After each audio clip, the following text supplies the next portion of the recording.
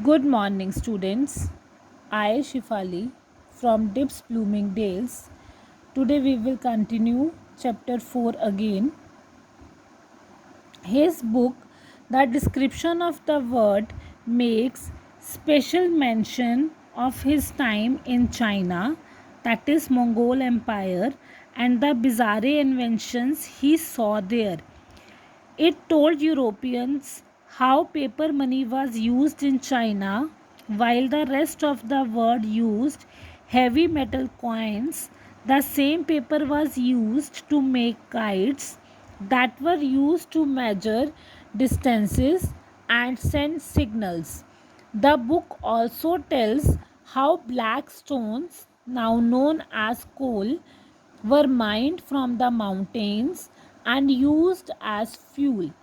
And among the most revolutionary things was the description of gunpowder.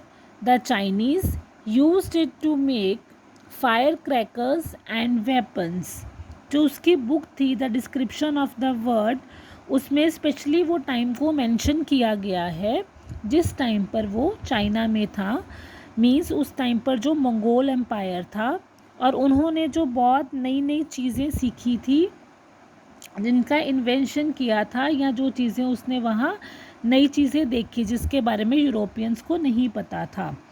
उसने Europeans को बताया कि कैसे चाइना में कागज़ के नोट का इस्तेमाल किया जाता है, जबकि बाकी पूरे वर्ल्ड में भारी मेटल कॉइन्स यूज़ किए जाते थे, और वही कागज़ जिससे वो नोट बनाते थे, उसी कागज़ से काइट्स बनाई जाती थी, और वो काइट्स को यूज़ करते थे डिस्टेंस मेजर करने के लिए और एक दूसरे को सिग्नल भेजने के लिए।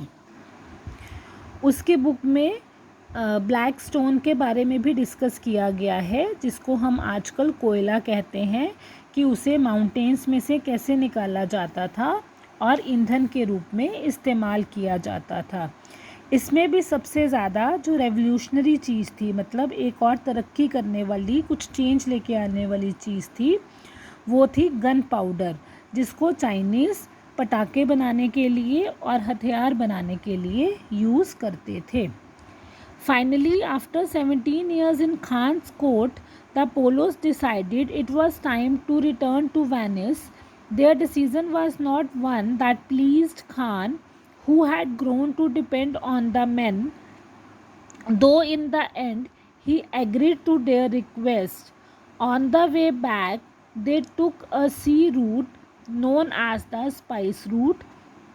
The route took them along the coast of Malaysia, Sumatra, Sri Lanka, and India. After traveling for 2 years, they reached Venice in 1295. 17 सालों बाद पोलोस ने डिसाइड किया कि अब वो लोग वेनिस वापस जाएंगे। उनके डिसीज़न से जो खान था वो खुश नहीं था, क्योंकि उसको आदत पड़ गई थी, वो डिपेंड था उन आदमियों पर, लेकिन फिर भी लास्ट में वो उनकी रिक्वेस्ट मान गया। जब वो वापस आ रहे थे चाइना से वेनिस, तो उन्होंने सी रूट इस्तेमाल किया, जिसको स्पाइस रूट भी कहते हैं। ये जो रूट था वो मलेशिया के किनारों से होता हुआ सुमत्रा, श्रीलंका और इंडिया में से गुज़रता था। 2 साल ट्रैवल करने के बाद वो 1295 में वेनिस पहुंच गए। The Poles had been away from home for 24 years, and their return to their native land undoubtedly had its difficulties. They struggled to speak their mother tongue, and even their relatives could not recognize them. 3 years after his return,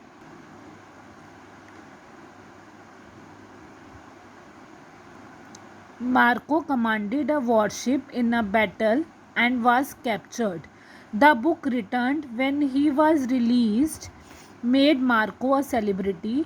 After his release from the prison, Marco became very wealthy and famous for the tales of his travels. He soon married a woman named Donato Bredior and had 3 daughters.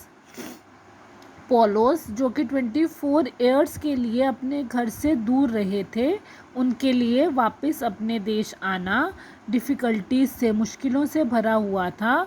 वो अपनी मातृभाषा भी नहीं अच्छे से बोल पा रहे थे और उनके रिश्तेदार भी उनको नहीं पहचान पा रहे थे। वहाँ से वापस आने के 3 साल बाद मार्को ने एक लड़ाई में कमांड किया और वहाँ वो पकड़ा गया। जो बुक लिखी गई थी, जब वो बुक लिखी गई, जब वो रिलीज़ हुआ, जेल से छूटा, तब तक जो मार्को था वो सेलिब्रिटी बन चुका था। मार्को जेल से आज़ाद होने के बाद बहुत ज़्यादा अमीर हो गया था और फेमस हो गया था अपनी कहानियों के कारण। वो कहानियाँ किस चीज़ के बारे में थी? उसने जो यात्राएं की थी, ट्रेवल्स किए थे, उस बारे में। उसने जल्दी ही एक वुमेन से शादी कर ली और उसकी 3 डॉटर्स हुई। Marco's stories were so unfamiliar and strange for the people of Europe that many didn't believe them to be true.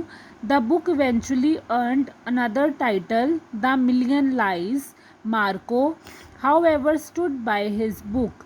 Centuries later, historians have proved that most of the things written in the Marco's book were true.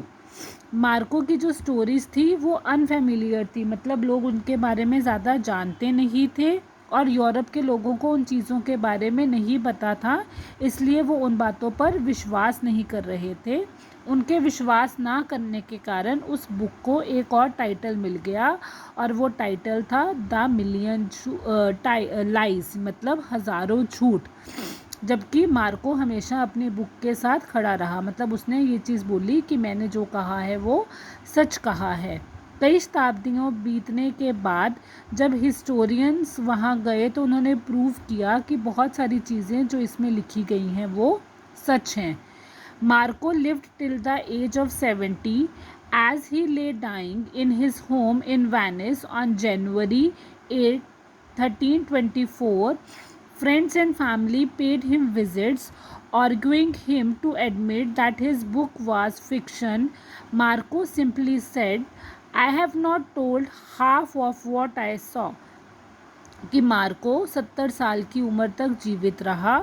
जब वो almost अपने death bed पे था तो किस दिन, जनवरी 8, 1324 को Venice में, तो उसके फ्रेंड्स और फैमिली उसको देखने आए और उन्होंने उसको रिक्वेस्ट किया या उसको फोर्स किया ये चीज़ एडमिट करने के लिए कि जो बुक है उसमें सच्चाई नहीं है, सिर्फ उसकी सोच है। लेकिन मार्को ने सिंपली ये चीज़ बोलकर बात ख़त्म कर दी कि मैंने अभी तक उसका सिर्फ आधा भी नहीं बताया है जो कुछ मैंने देखा, मतलब मैंने अपनी लाइफ में वहाँ चाइना में बहुत सारी चीज़ें देखी हैं लेकिन इस बुक में उसका आधा भी नहीं लिखा हुआ है। पर वो लोग इस पर विश्वास नहीं कर पा रहे थे। क्यों? क्योंकि वो लोग वहाँ गए नहीं थे, उन्होंने वो चीज़ें नहीं देखी थी। Hope you all enjoyed the chapter. Tomorrow we will do the back exercise. Till then, take care. Have a nice day.